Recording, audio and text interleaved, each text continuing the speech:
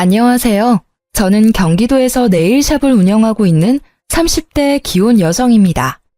저는 19 이른 나이에 부모님 두 분 다 사고로 갑작스레 돌아가셨습니다. 그래서 남들보다 조금 일찍부터 일을 시작했어요. 사실 부모님 살아계실 때에도 넉넉한 형편은 아니었어서 저는 고등학교 1학년 때부터 여러 아르바이트를 했었습니다. 그래서인지 대학은 처음부터 꿈도 안 꿨고 졸업 후 바로 일할 수 있는 직업을 찾았습니다. 그렇게 학생 때 미리 따놓은 네일 자격증이 있어서 저는 고등학교 졸업하자마자 곧바로 취업할 수 있었어요. 그때부터 시작한 네일을 저는 지금도 여전히 하고 있네요.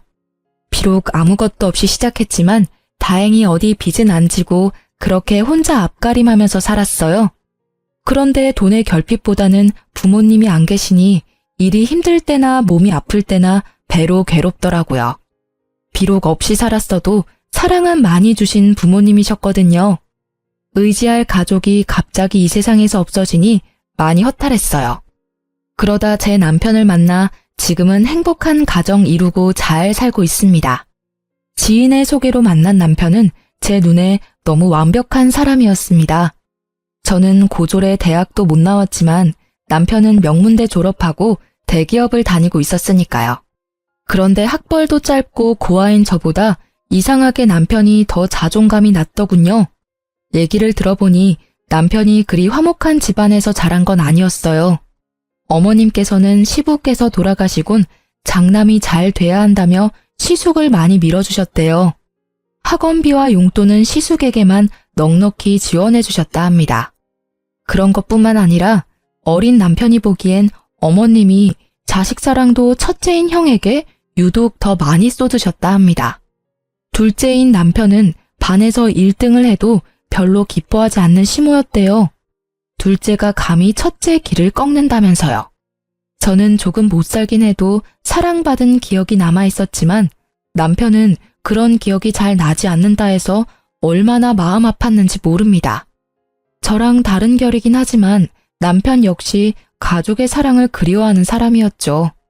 그래서 저희는 연애를 할 때부터 자연스레 서로의 보호자가 됐습니다. 마음이 힘들 때나 몸이 아플 때 서로가 필요한 순간마다 서로의 옆에 있어 주었죠. 결혼하고도 큰 문제는 없었는데 결혼 후 잠깐 위기가 있긴 했어요. 결혼 후 어머님께서는 저를 엄청 예뻐하시는 것까진 아니었어도 따로 제 집안이나 직업에 편견은 없으신 분이었습니다.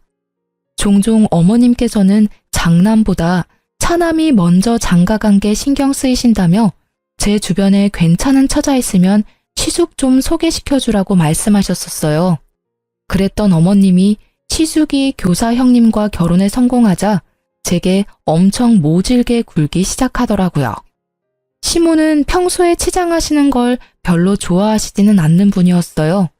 결혼하고 초반에는 제가 어머님과 빨리 친해지고 싶어서 원래 성격보다 더 살갑게 굴었습니다. 한번 네일아트 받으시러 오시라고 해도 절대 안 오셔서 애교스럽게 제가 애원하면 시모는 마지못해 오셨어요. 저 매일 오매불망 어머님께서는 언제 제 샵에 오시나 기다리고 있어요. 한 번만 오셔서 시술 받아보세요. 요즘 어머님들이 많이 하는 고급스러운 스타일로 제가 해드릴게요. 네? 꼭 한번 해드리고 싶어서 그래요. 아유, 거주장스럽게 나이 먹어서 네일아트 그런 걸 못하러 해. 그냥 했다 쳐라. 내가 네 마음만 고맙게 받으마. 어머님 일상생활 하실 때 하나도 안 거슬리는 심플한 디자인도 많아요. 그래도 며느리가 네일샵 하는데 한번 구경도 오시고 바람도 쐴 겸 나오시면 좋잖아요. 네? 처음에는 어머님이 마지못해 오셨는데 막상 해드리니 엄청 좋아하셨습니다. 은근히 다음에 하고 싶은 디자인을 찾아 제게 사진을 보내기도 하셨어요. 에휴, 아들만 둘인 삭막했던 집안에 애교스러운 초이 네가 들어오니까 우리 집안에 활기가 넘치는 것 같아 내가 요즘 너무 행복하구나.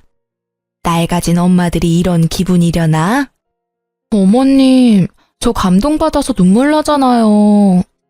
내가 무슨 복이 많아서 우리 초이를 이렇게 만났는지 몰라. 너도 날 시어머니라 어렵게 생각하지 말고 친정엄마처럼 생각해. 내가 항상 네 편인 거 알고 있지?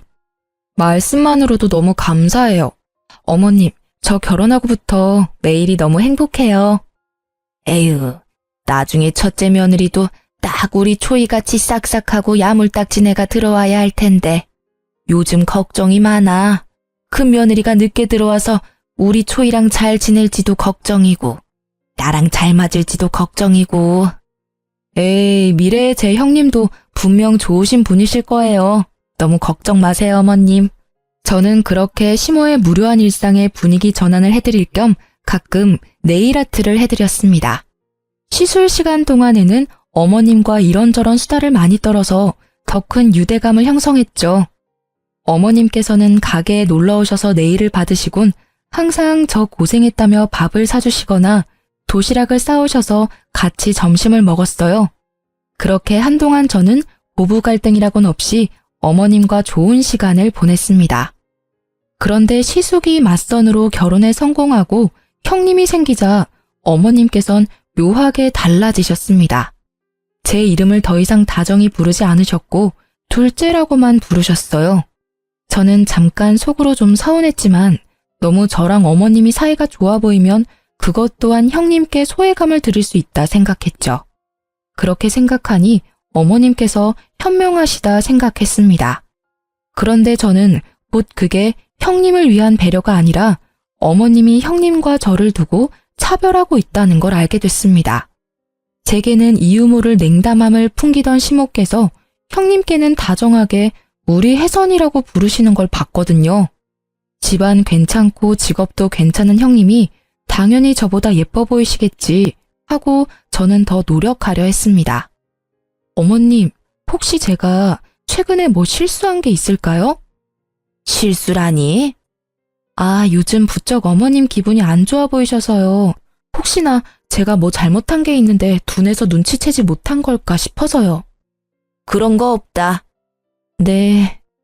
그때도 저는 바보처럼 어머님이 따로 말씀 안 하셔도 분명 저한테 또 다른 이유가 있을 거라 생각하고 있었습니다. 그러던 어느 날 어머님께서 오랜만에 제 샵에 놀러 오셨어요. 저는 너무 기뻐서 정말 슬리퍼가 벗겨질 정도로 버선발로 어머님께 달려갔죠. 어머님 오셨어요? 어머, 형님도 오셨네요. 지금 예약 손님 없지? 네? 너 뭘 그렇게 바보같이 멀뚱히 서 있어? 손님 없냐고. 네, 어머님. 없어요. 그럼 혜선이 내일 좀 맡기자. 저는 특정 요일에는 오전 예약을 안 받고 오후에만 예약을 받습니다. 그런데 그 요일을 아는 시모께서 연락도 없이 형님을 데리고 샵에 오셨더라고요. 저는 마냥 반가운 마음뿐이었는데 어머님은 그날도 제게 무척 차가운 반응이셨습니다. 형님, 내일 받으시려고요? 그럼 내일 샵에 시술 받으러 왔지 뭐하러 왔겠니? 예, 앞으로 우리 혜선이 손톱 정리는 네가 도맡아라. 혜선아, 오늘은 무슨 디자인으로 받고 싶니? 한번 봐야 할 것 같아요. 방학이니까 기분 전환도 할 겸 이참에 아주 화려하게 해봐. 어디 보자. 이것도 예쁘고, 저것도 예쁘네. 우리 혜선이는 뭐 어떤 컬러든 잘 어울리니까. 형님 역시 어머님과 마찬가지로 제게 인사 한마디 없이 자리에 앉으셔서 어머님과 다정히 디자인을 고르시더라고요. 그날 저는 마치 형님과 어머님께 보이지 않는 투명 인간이라도 된 듯 했습니다. 하지만 저는 바보처럼 모두 잘 지내고 싶은 마음에 애써 그들이 무시하는 게 느껴져도 모르는 척 열심히 말을 걸었습니다. 형님, 손이 어쩜 이렇게 고우세요? 손가락 모델하셔도 될 것 같아요. 매장에 음악을 틀어놓기는 했지만 바로 앞에서 시술하는 제 목소리가 안 들릴 만큼 시끄러운 건 아니었습니다. 하지만 형님은 제 말을 가볍게 무시하고 곧바로 어머님께 말을 걸더라고요. 어머님, 나중에 식사는 어디에서 할까요? 글쎄다. 주변에 맛집이 뭐가 있었더라? 우리 혜선이는 뭐 먹고 싶은 거 있니? 어머님, 그때 저랑 가셨던 맛집 어떠세요? 시술 끝나고 형님이랑 다 같이 가요. 예, 둘째 너는 아무리 그래도 마실 거라도 한 잔 내놓지 않고 종알종알 말만 많니? 참 셀프라지만 어휴. 어머, 제가 금방 가져다 드릴게요. 두 분 오셔서 제가 너무 들뜨는 바람에 그만 깜빡했어요. 어머님은 커피 드시고 형님은 어떤 거 드시겠어요? 녹차, 아이스티, 커피, 오렌지 주스 이렇게 있어요. 됐다, 아서라. 마실 건 내가 가서 가져올 테니 넌 시술에나 집중해라. 원 산만해서는 우리 혜선이는 커피는 못 마시니까 주스 괜찮지? 네, 어머님. 역시 제 취향 너무 잘하세요. 감사합니다. 아, 형님 죄송해요. 제가 정신이 없어서 오셨는데 음료 한 잔을 못 드렸네요. 아, 동서 되게 쓴다. 네? 어떤... 동서, 평소에 고객들한테 억지로 말 많이 걸어야 하지? 근데 애쓰지 마. 우린 가족이잖아. 지금은 굳이 말 안 걸어도 돼. 그리고 난 좀 조용히 시술 받고 싶어. 알잖아. 교실 워낙 시끄러운 거. 그래서 모처럼 쉬는 날은 좀 조용히 있고 싶네. 무슨 말인지 이해했지? 네? 아, 네. 그렇게 형님은 어머님이 잠시 안 계실 때 제 입단속을 시키더니 그 뒤론 어머님이랑 폭풍 수다를 떨더군요. 저는 그 수다에 끼어들지 못했어요. 저도 사람인지라 수치심이 느껴져 더 이상 살갑게 먼저 형님께 대화를 시도하지 않고 묵묵히 시술만 했습니다. 그런데 어머님까지 기본 손톱 케어를 다 해드리고 나자 두 분은 제게 고맙다거나 고생했다는 말 한마디 없이 바삐 일어나시더라고요. 네, 결국 저만 빼고 형님과 어머님은 식사를 하러 갔습니다. 도대체 제가 뭘 잘못했길래 그렇게 냉담하신 건지 저는 또 바보같이 혼자 서운함을 꾹꾹 눌렀어요. 그런데 그 다음날 형님에게서 연락이 왔어요. 저는 어제 인사 없이 가서 미안했다, 뭐 고마웠다 이런 말을 들을 줄 알았는데 형님께서 처음부터 하는 말이요. 어쩔 거야? 여보세요? 형님 아니세요? 내 번호 안 떠? 뭘 또 물어? 나 맞아. 형님, 왜 그러세요? 동서, 내 손톱 어쩔 거냐니까? 손톱이 왜요? 무슨 문제 있으세요? 일단 제일 문제는 손톱이 너무 거추장스럽고 불편해 죽겠어. 게다가 엄청 따끔거리고 손톱 사이에 진물도 나오는 것 같거든? 어떻게 배상할 거야? 아니 실력 개뿔도 없으면서 무슨 샵을 하겠다고. 형님, 아무리 화가 나셨다 해도 좀 말씀이 지나치시네요. 우선 손은 괜찮으세요? 죄송해요. 저도 샵하면서 정말 이런 경우는 처음이라 이유를 모르겠어요. 일단 저랑 같이 병원부터 가시겠어요? 내가 왜 너랑 같이 병원을 가야 하니? 그리고 사과를 할 거면 똑바로 해. 저 형님, 속상하신 마음은 알겠는데 호칭은 똑바로 해주세요. 뭐? 꼴에 지금 자존심 상한다 이거야? 시댁 식구들 앞에서나 우리가 형님 동서지. 그나저나 내 손톱 어쩔 거냐니까? 손님이 클레임을 걸었으면 사과를 제대로 해야 할 것 아니야. 장사 이따위로 할래? 가게 문 닫고 싶은 거 아니지? 멀쩡한 손톱 몇 개는 부러졌다고. 이거 어떻게 책임질 거야? 형님, 저는 평소대로 시술했고, 아니, 오히려 더 신경 써서 해드렸어요. 같이 병원도 가기 싫다시고 진짜 손톱 문제 생기신 게 맞다면 샵 한번 들려주세요. 제가 원인 파악해볼게요. 어머, 내가 왜 그래야 하는데? 됐고, 가족끼리니까 내가 이번 한 번만 눈 감아줄게. 그 대신 나도 피해를 봤으니까 오는 게 있어야겠지? 동선의 샵 정기권 얼마야? 20회짜리 있으면 그걸로 끊어주고 퉁쳐. 네? 그게 무슨 말씀이세요? 왜? 아까워? 형님 저 뭐 믿고 20회나 시술 받으시려고요. 또 문제 생기면 어떡해요? 뭐? 제가 병원에 가자니까 한사코 거절하며 저희 샵 내일 정기권으로 이 상황을 퉁치자는 형님의 말이 의아하더군요. 게다가 전화하는 내내 저를 무시하는 말투에 기분이 많이 나빴던 저는 바로 그 제안을 거절했어요. 그건 안 되겠네요. 뭐? 그렇게 나온다 이거지? 형님은 그렇게 혼자 씩씩거리다 전화를 끊어버리더라고요. 제가 문자랑 전화를 남겨도 다 무시하길래 진짜 손톱에 문제가 생긴 게 맞나 의심이 들었죠. 손톱 사진이라도 보내달라고 했는데 형님은 그렇게 아무런 연락이 없었어요. 그러다 며칠 후에 시댁에서 형님을 마주할 수 있었습니다. 형님과 인사하자마자 손을 확인했는데 장갑을 끼고 계시더라고요. 식사가 전부 끝나고 난 뒤에야 저는 형님께 말을 붙일 수 있었어요. 형님, 잠깐 저랑 얘기 좀 나눠요. 잠깐만, 동서 기다려볼래? 어머님, 설거지 두세요. 며느리가 둘씩이나 있는데 어머님이 왜 설거지를 하세요? 이제 설거지는 저희한테 맡기세요. 안 그래, 동서? 어머, 역시 우리 큰아가는 뭐 흠잡을 데도 없고 센스가 넘쳐. 둘째는 보고 배워라. 네, 어머님. 그래놓고 형님은 주방에 서서 제게 귓속말을 했습니다. 난 동서 때문에 손 다쳤으니까 설거지는 동서, 너 혼자 해. 형님, 장갑 벗어보세요. 제가 봐드릴게요. 뭐? 그럼 지금 내가 뭐 거짓말이라도 한다는 거야? 저한테 말씀하셨던 것처럼 손톱 부러지고 짓물라고 하는지 제가 봐드린다고요. 그래야 병원비도 드리죠. 참나, 됐거든? 내가 거지야? 병원비가 없겠어? 제가 억지로 형님 장갑을 벗기려 하자 벼랑간 형님이 우는 척을 하더라고요. 아니, 동서, 내가 그렇게 싫어? 이게 무슨 일이냐? 너희 싸웠냐? 그땐 저희 남편과 시숙께서 담배 피러 마당에 나간 상태였고 놀란 시모만 무슨 일이냐고 한 걸음에 달려오셨어요. 어머님, 아무래도 동서는 제가 마음에 안 드나 봐요. 저는 정말 잘 지내고 싶었는데. 동서, 내가 미안해. 늦게 들어온 주제에 내가 눈치 없이 형님 노릇한 거지? 이게 뭔 소리냐? 둘째 네가 큰애기한테 뭐라 했냐? 아니요, 아무 말도요. 형님, 갑자기 왜 우세요? 그날 내일 받고 내가 돈 안 내고 가서 미안해.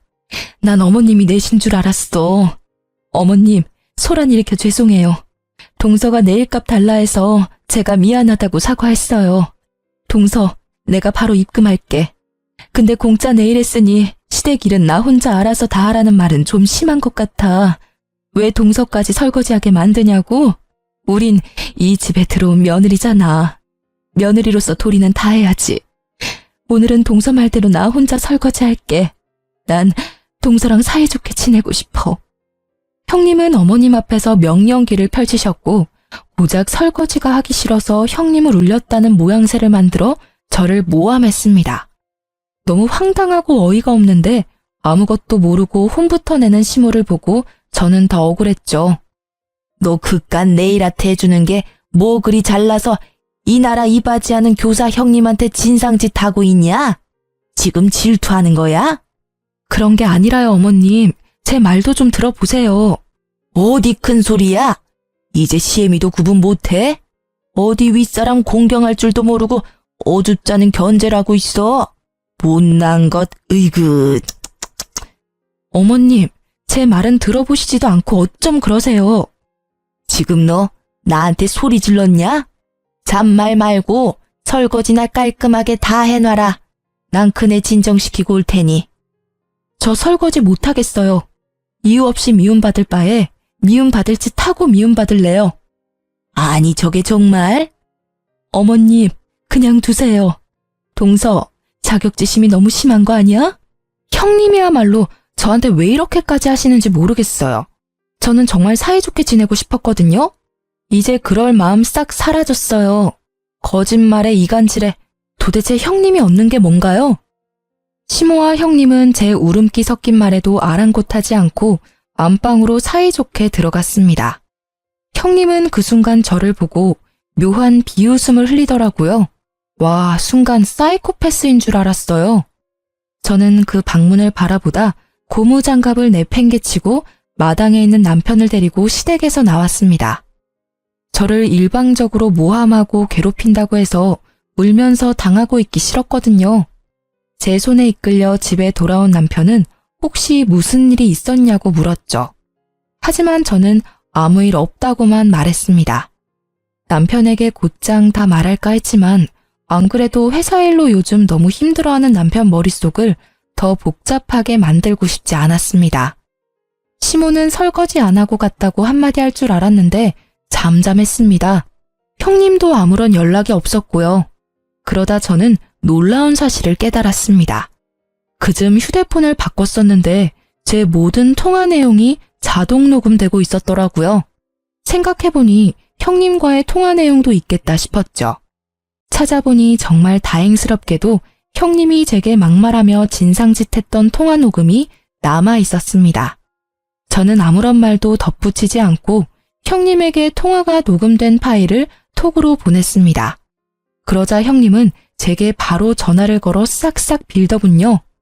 동서, 통화 녹음하고 있었던 거야? 얼마 전에 전화 고장나서 바꿨는데 자동으로 통화 녹음이 됐더라고요. 어머님 눈에는 마음 넓고 천사 같은 형님인데 저한테 이렇게 막말하신 거 막상 들으시면 어떤 반응하실지 저 너무 궁금해요. 동서, 일단 만나서 얘기하자.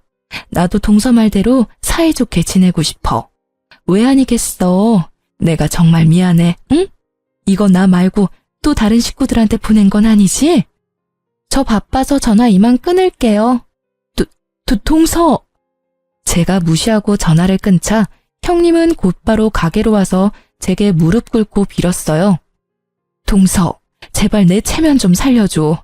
내가 그래도 남들이 보기엔 멀끔하고 교양 있는 교사잖아. 내가 이렇게 소리 지르고 막말하는 모습 보면 어머님도 많이 속상해 하실 거고 서방님이랑 우리 남편 사이도 곤란해질 거야. 우리가 서로 잘 지내야 하지 않겠어? 응? 저는 처음부터 형님이랑 잘 지내보려고 했어요. 선 넘은 건 형님이시고요. 내가 어떻게 하면 되겠어? 내가 어떻게 하면 동서 마음이 풀리겠어? 내가 정말 미안해. 나 한 번만 봐주라. 내가 첫째 며느리인데 둘째 며느리인 동서보다 늦게 집에 들어왔다고 나 혹시라도 무시당할까봐 내가 그래서 오히려 더 기센 척 못되게 군 거야. 정말 다른 뜻은 없었어.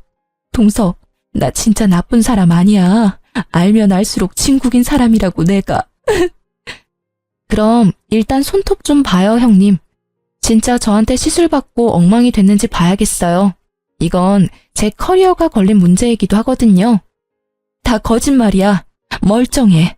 동서, 내가 받아본 네일 아티스트 중에 제일 잘해. 내가 인정해.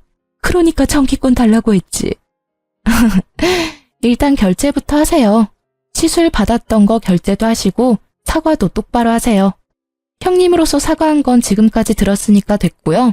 시술 받고 진상짓한 거 손님으로서 제대로 사과해주세요. 알았어. 미안해. 다 오해였어. 오해가 아니라 거짓말이잖아요. 그래, 다 거짓말이었어. 내 손톱 아주 멀쩡하고 동서 시술은 아무런 문제 없었어. 미안해. 손 좀 내밀어주세요. 사진 찍어놔야죠. 또 나중에 어떻게 말씀 바뀔지 모르니까요. 알겠어, 동서. 그럼 이제 마음 풀린 거지? 저도 사람인지라 금방 마음 풀리진 않겠네요. 그래도 앞으로 사이좋게는 못 지내더라도 우리 나쁘게 지내진 말아요. 저는 진심으로 형님 환영했고 형님이 생긴다는 것만으로도 기뻤어요. 알지. 내가 동서 마음 다 알지. 어머님께도 그때 오해 만든 거 형님이 알아서 풀어주실 거죠? 당연하지. 내가 만든 일인데 내가 풀어야지. 결국 저는 미안하다며 손이 발이 되도록 비는 형님의 사과를 받아줬어요. 형님이 어머님께 뭐라고 말했는지 모르겠지만 어머님은 싸우지 말고 다 같이 잘 지내보자고 연락이 먼저 오셨어요. 하지만 저는 이미 상처를 받아서 어머님께 더 이상 살가운 며느리가 될 수는 없더라고요. 원래라면 시댁에 자주 가서 좋은 시간 보냈을 텐데 저는 시댁에 가는 발걸음을 줄여나갔습니다. 남편 역시 저 때문에 시댁의 발길을 끊었습니다. 그때 시댁 식구들과 불화 말고도 저희 부부가 많이 힘들었을 때였거든요. 딩크족이라고 요새 아이를 안 낳는 부부들이 많아졌잖아요. 저희는 아이를 안 낳는 게 아니라 너무나 원했지만 아이 계획을 조금만 늦추기로 했습니다. 직장에서 은근히 괴롭히는 상사 때문에 남편이 힘들어했거든요. 대놓고 괴롭히면 고발이라도 할 텐데 그런 건덕지를 남기지 않으니 아무 대처도 할 수 없었어요. 게다가 매일 야근에 시달리며 과로까지 하니 사람이 망가져간다는 게 두 눈으로 보이더군요. 저는 남편에게 힘들면 말하라고 몇 번이나 말했지만 남편은 꿋꿋하게 참았어요. 원래대로라면 저희가 아이를 가지기로 계획한 해였어서 더 열심히 일해야 한다고요. 그러던 어느 날 남편이 흐느껴 울면서 회사를 그만두고 싶다고 고백했습니다. 저는 고민하지 않고 남편에게 1년만 쉬라고 했어요. 남편은 곧바로 이직할 회사를 알아보겠다고 했지만 저는 천천히 가자고 했어요. 남편이 살도 너무 많이 빠지고 피폐해 보였거든요. 저는 든든한 친정도 없고 비록 가진 거 없이 자랐지만 제 사업으로 돈을 좀 벌어놓은 상태였고 지금 벌이도 나쁘지 않아서 그 정도쯤은 남편을 뒷바라지할 수 있었습니다. 연애 때 남편이 혼자인 제게 많은 힘이 되어주었는데 이번에는 제가 남편에게 울타리가 되어주고 싶었어요. 내 사람이 그렇게 힘들다는데 한 번쯤 제대로 도와주고 싶었습니다. 그렇게 남편은 대기업을 그만두고 1년 동안 쉬면서 이직 준비를 하기로 했습니다. 시모한테는 절대 비밀이었어요. 워낙 고지식하신 옛날 분이라 힘들게 들어간 대기업 그만뒀다고 남편을 잡을 게 분명했거든요. 그런데 어쩌다 시댁에 가면 시모는 모든 일을 저한테만 시키더라고요. 형님은 그냥 앉아서 쉬라고 손수 과일까지 깎아주시면서 여전히 저만 미워하는 모습이 보였어요. 이런 취급 받을 거면 아예 시댁에 안 와야겠다 머릿속으로 생각하고 있던 참이었어요. 둘째 네가 그동안 나한테 해준 게 고작 네일밖에 더 있냐?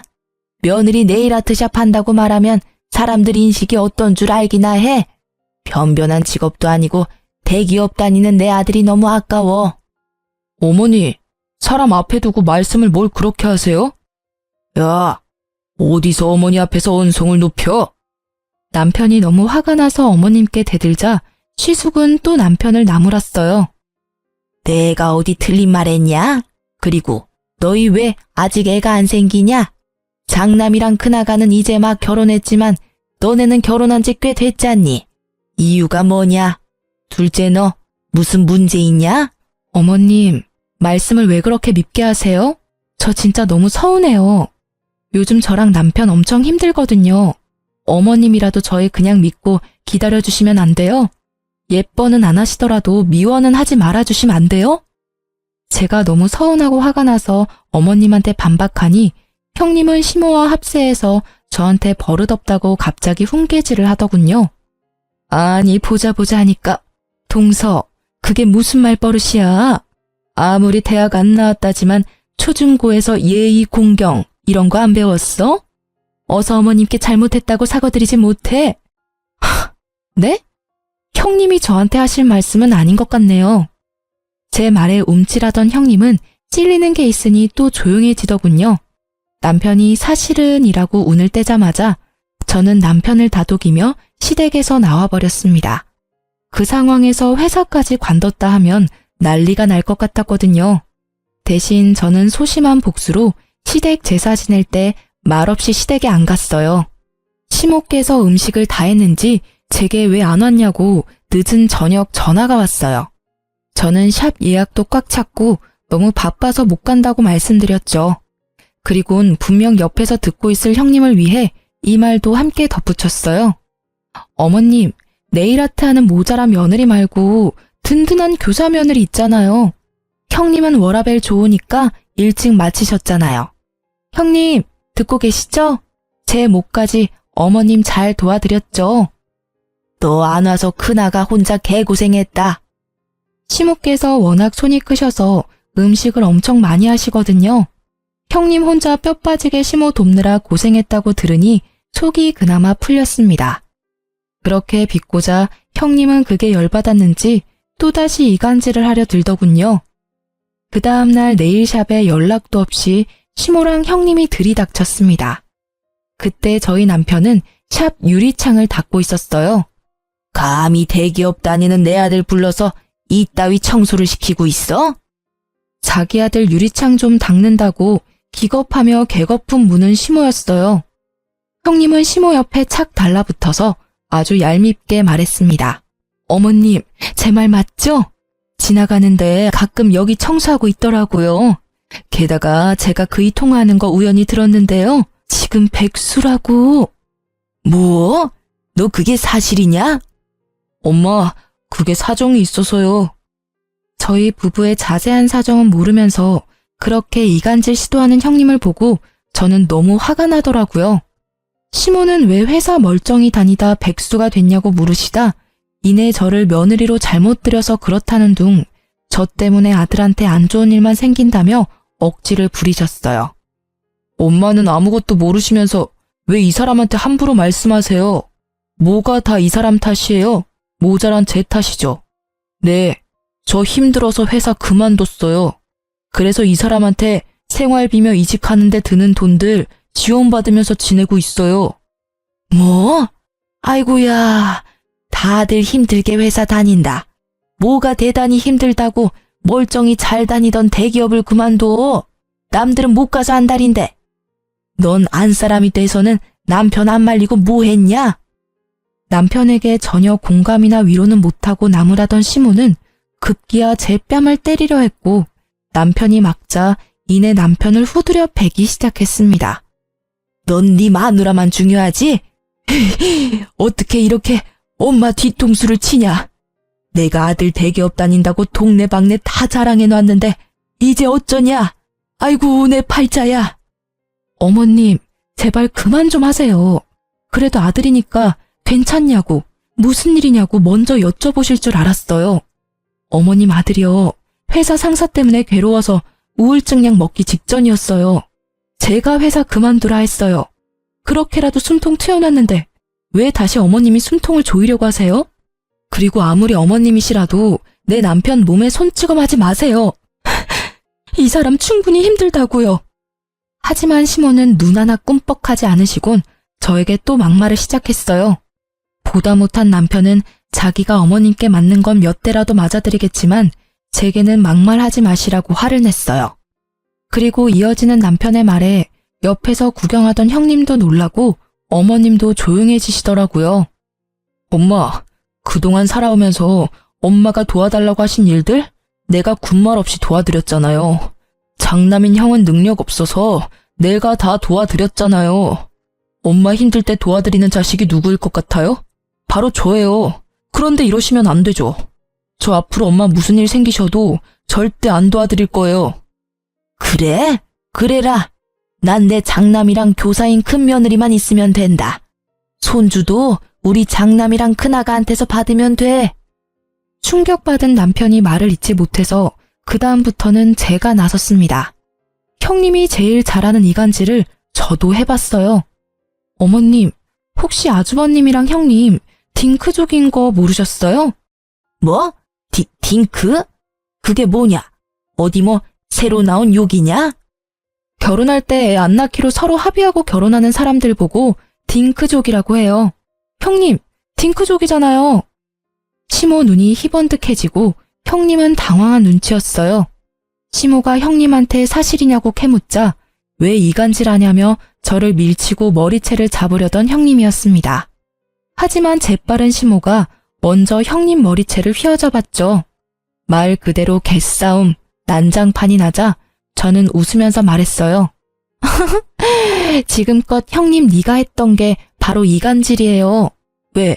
난 하면 안 돼? 제가 반말하자 또 반말했다고 형님은 발작하더라고요. 그리고 남편에게는 가만 있으라는 신호를 보내고 저는 순순히 형님께 머리를 뜯겨줬습니다.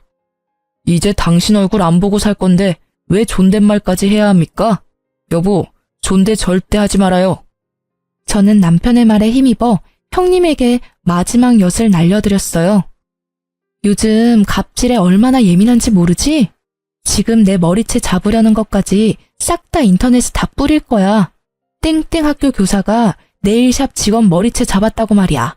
동네 맘카페에다가 저번 통화 녹음한 것도 다 올릴 거야. 어머, 안 돼! 제 머리를 신나게 잡고 흔들던 형님은 또 안 된다며 빌빌 기더라고요. 어머님께 머리를 뜯기면서도 두 손이 발이 되도록 빌더라고요. 일 저지르고 비는 게 당신 특기야? 시모는 모든 상황 떠나서 믿었던 첫째 아들이 딩크족이라는 사실에만 충격 먹어선 멍하니 대꾸도 안 하더라고요. 그렇게 시모와 형님이 가고 남편은 제게 통화 녹음은 무슨 말이냐고 물었죠.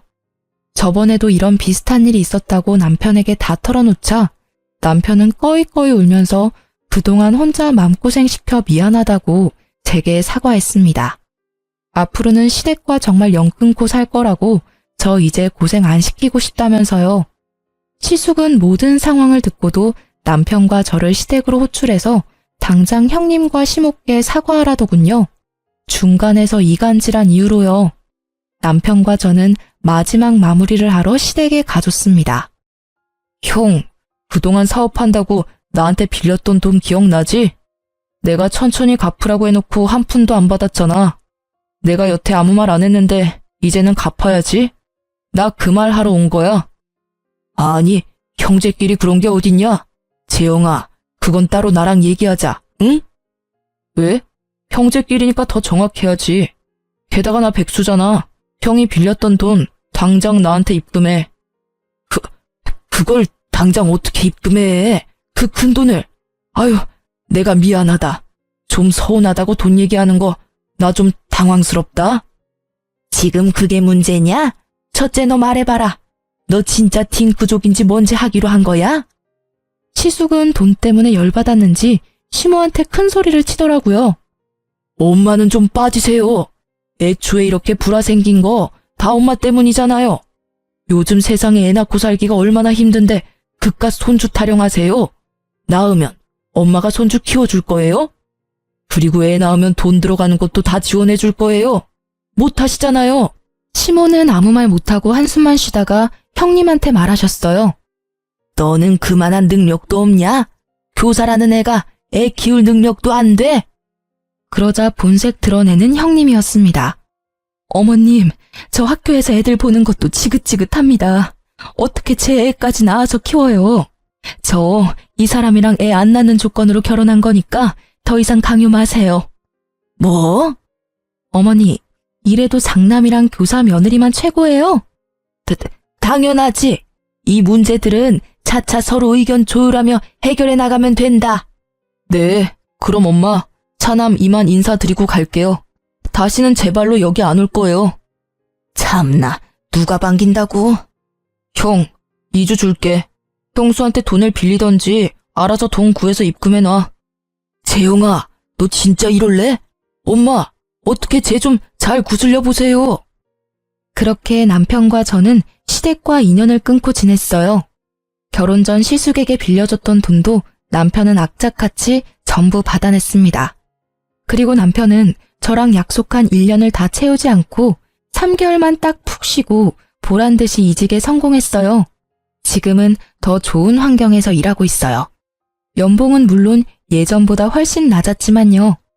하지만 남편의 얼굴에는 예전과 달리 활기가 돌았고 웃음을 되찾았습니다. 저도 여느 때와 같이 장사가 잘 됐고 문제 없었습니다.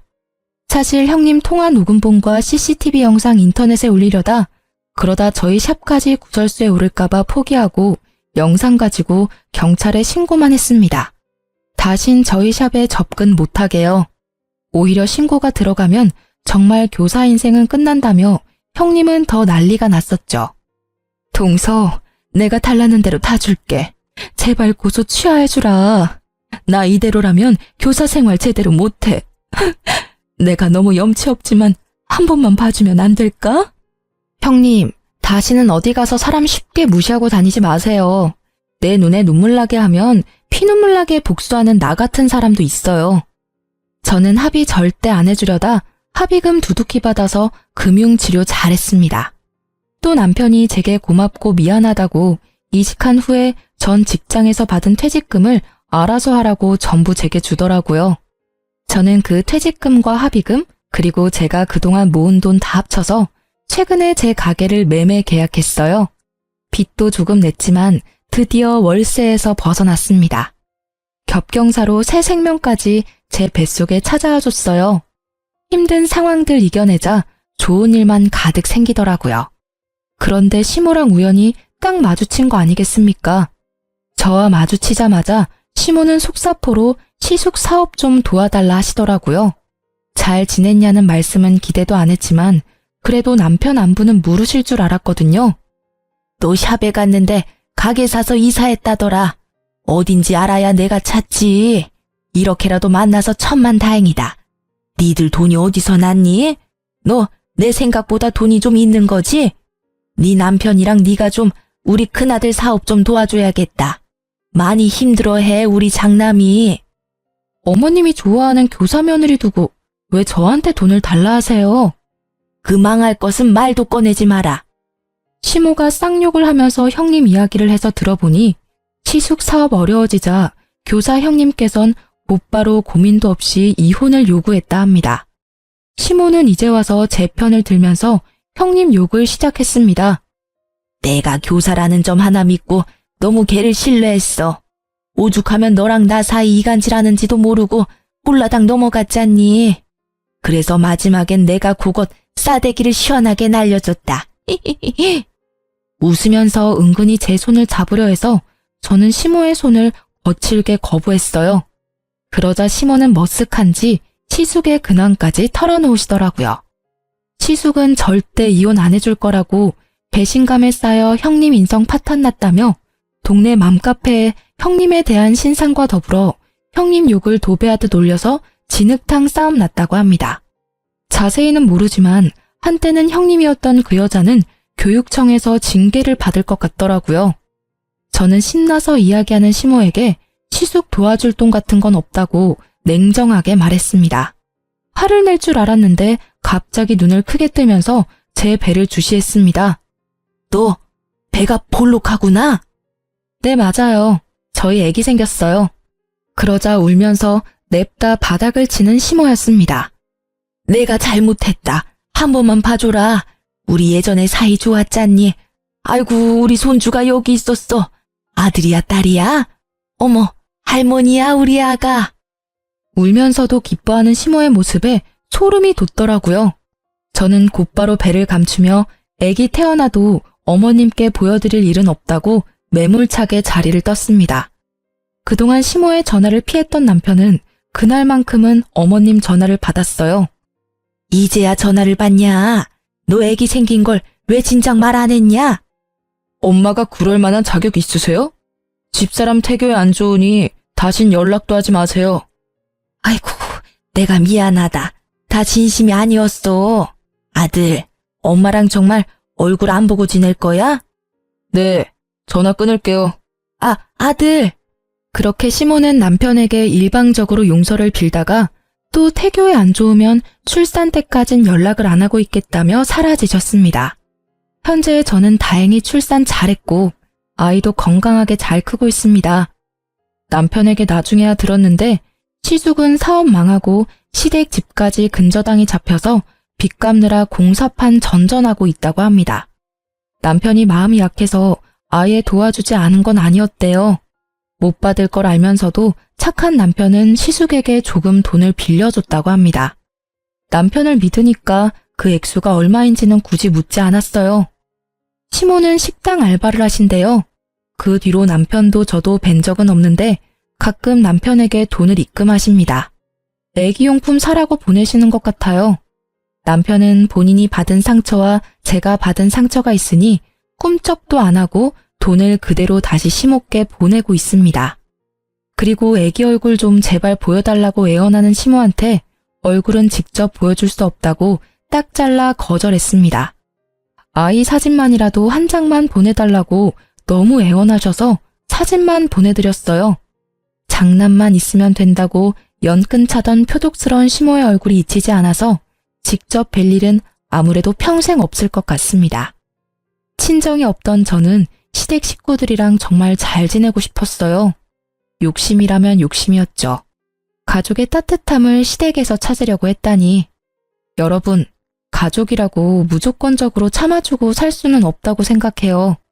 남편도 지금껏 살아오며 시모와 시숙을 여러 번 용서하고 인내했기에 더 큰 감정이 터진 것 같습니다. 아무리 가족이라 해도 서로 말 한마디 함부로 하면 안 된다는 걸 너무나 잘 아는 저희 부부예요. 저희 세 식구는 앞으로 최선을 다해 서로를 사랑하며 보듬으며 남은 인생 열심히 살아가려고요. 지금까지 제 긴 사연 들어주셔서 감사합니다.